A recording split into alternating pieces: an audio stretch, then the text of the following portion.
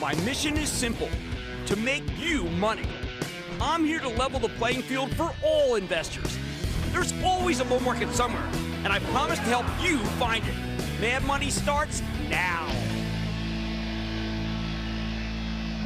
Hey, I'm Cramer. Welcome to Mad Money. Welcome to Cramer. Other people, my friends, I'm just trying to make a little money.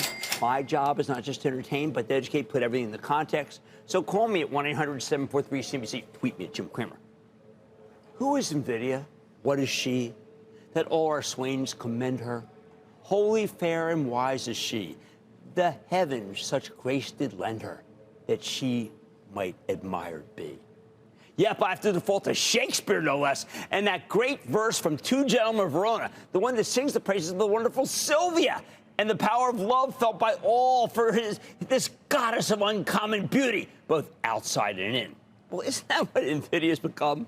On the eve of its quarter, with the whole market on tenterhooks, the Dow advancing 10 points, S&P inching up 0.16%, the Nasdaq gaining 0.16%, we have to ask, who is Nvidia, really? And what is she? Now, you may think it's silly to quote the bard at the top of a business show. But frankly, in all my 43 years on Wall Street, that's right here, 43 years, I have never seen anything like Nvidia. So I scrounge for analogs and come up grasping for something ethereal to match the ardor of this wonderful company. This $3.2 trillion enterprise, worth $580 billion just 18 months ago, has captured the hearts and minds of people who have nothing to do with the stock market at all. I've never seen so many people have a life-changing experience from a single stock. It's borderline miraculous. But tomorrow at this time, Nvidia stock will descend into mere mortality. So I feel compelled to explain why Nvidia has this exalted status and why it, frankly, can never live up to the hype of its $3.2 trillion market cap, purely on the basis of one upcoming quarterly report. Why?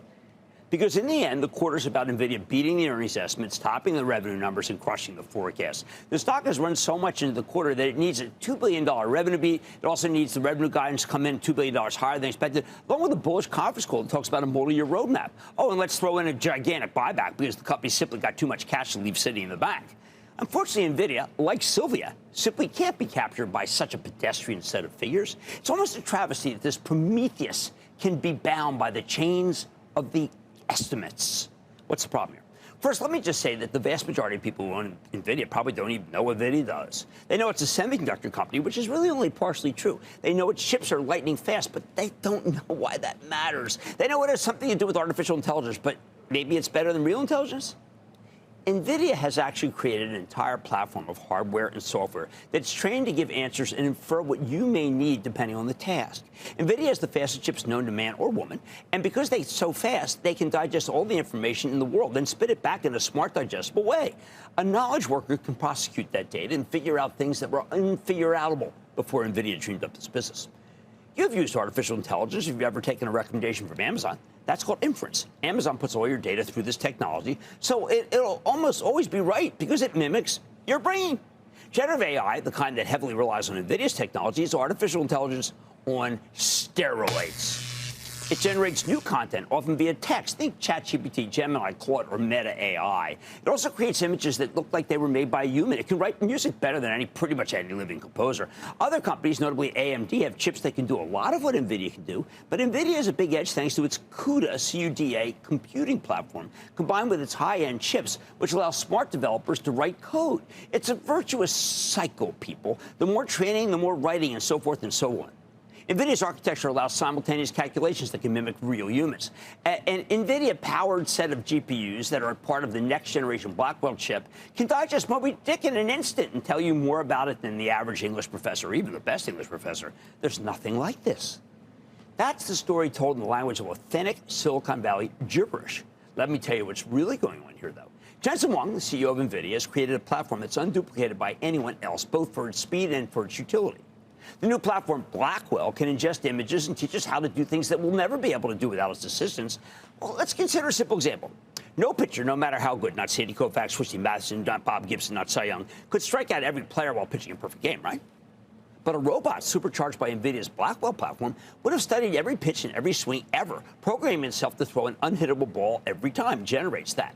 A game where every batter strikes out would be child's play for the robot. At the same time, a robot could study every drink ever poured for James Bond and make a perfect martini every time. In more prosaic terms, it could load and retrieve boxes perfectly, never getting hurt when they fall. Maybe it can't make every one of the 3 billion drink combinations at Starbucks, but I think that's asking too much even for a genius like Jensen Huang. But you can see that Blackwell is basically challenging not the sound barrier, but the speed of light, even as we are taught that nothing can exceed light's performance. I think our own brains are just too small to figure out all the implications. Fortunately, Jensen's brain isn't, and he knows the throughput, enough about future iterations of this platform that could make Blackwell look positively antediluvian in a few years' time when he comes up with the next iteration, then the next iteration after that. Again, we can't know how all this computing power will be used, but it's definitely going to get put to work, and I bet it'll be revolutionary. But that's the problem. We don't know how to use all the power, at least not yet. So we don't know how to comprehend how much of a game changer Nvidia chips will be in the future. But just because we can't envision it doesn't mean we won't be able to use it. We do know, though, that in the end, this greatness must be captured by the chains of earnings per share and revenue forecast, which is what will happen tomorrow evening. Why aren't I more concerned? Because every major company, from Meta to Google to Amazon and Microsoft, wants Nvidia's best chips. They want them because they have smart people who will be able to figure out what to do with them. In the same way that Sam Altman of OpenAI figured out how to use ChatGPT to create everything from haiku to music to paintings. Picasso, Cezanne, and Matisse, they're no longer with us. But we can see what they would paint. Mozart and Beethoven checked out ages ago, but I could see Blackwell writing the Saturn Symphony to go with Mozart's beautiful Jupiter number. Or maybe we could all at last year Beethoven's 10th. I can't wait until Nvidia brings us Macbeth Part 2. He's back, and he's bigger than ever.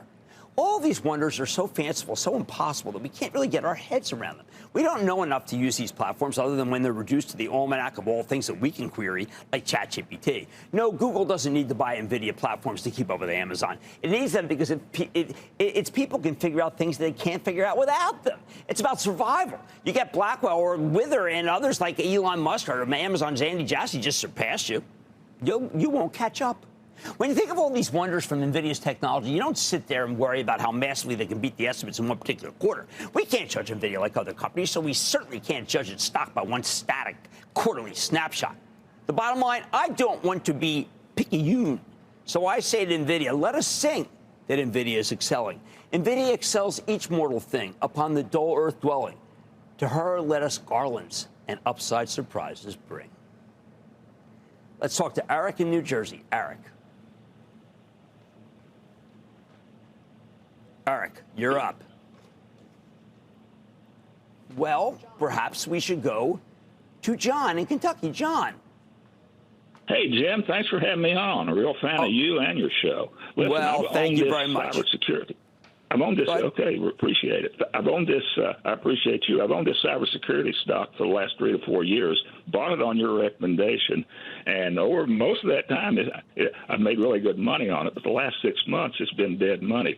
Jim, should I continue to hold it, or should I sell it and buy another cybersecurity stock? The stock and that one is Palo Alto Network, PANW. All right, Palo Alto's up 18%, not shabby. It's probably up the most of any cybersecurity company now that CrowdStrike has stumbled, although I think CrowdStrike has bottomed, as I said, at the 230 level. I think Palo Alto's worth holding. Now, we trimmed just a little bit because we bought so much on that big breakdown that we don't want it to be our biggest position. But I say stick with Palo Alto, stick with Nikesh Arora. I think he's a winner. I think the stock's a winner. Stephen in Illinois. Stephen. Hey there. Hi, Jim. Happy to hear your voice again. I'm continuing to see more and more people wearing this brand, especially when I go to Starbucks. I hear it's one of the most comfortable shoes, but I know you always say there's a difference between a good stock and a good company. Now, my question is that valuation for OnCloud Holdings getting ahead of itself, grinding? No. On Holdings is a terrific company and a terrific stock. I have been championing this thing since 23. The shorts have been all over it. The shorts think that this company is just another flash in the pan. And FITP. They are wrong. I would be, if I were at Nike, I would be worried about On.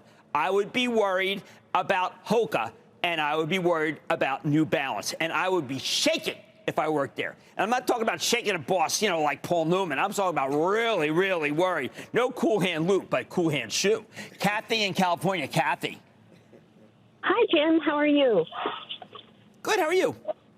Good. First-time caller. I just wanted to call in and ask your opinion about Merck.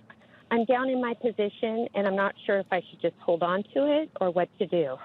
Kathy, Merck got hit by the Chinese stick when it reported last, and a little surprising. We didn't expect that. It's happened. It happened to our Dan and her at one point for our Charitable Trust. I say Robert Davis. Rob is doing a phenomenal job. Here's what I want you to do. I think tomorrow you buy more Merck. I think it's a very inexpensive stock with a 2.6% yield and very, very well run. At 14 times earnings, I think it's a bargain. Look, when you think about all the wonders created from Nvidia's technology, you can't judge this company like others, and you certainly can't judge the stock based off of one quarter. And two gentlemen for owners, pretty swell, isn't it? I'm Mad Money Tony. Are major changes coming to the ownership structure in the NFL? I'm sitting down with the owner of the defending Super Bowl champion Kansas City Chiefs to get a read on what steel means for the league right before the new season kicks off.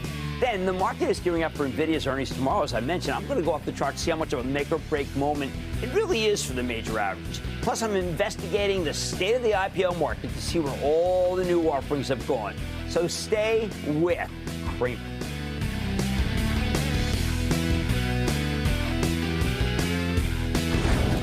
Don't miss a second of Mad Money. Follow @Jim Cramer on X. Have a question? Tweet Cramer. #MadMentions. Send Jim an email to madmoney@cnbc.com or give us a call at 1-800-743-CNBC. Miss something? Head to madmoney.cnbc.com.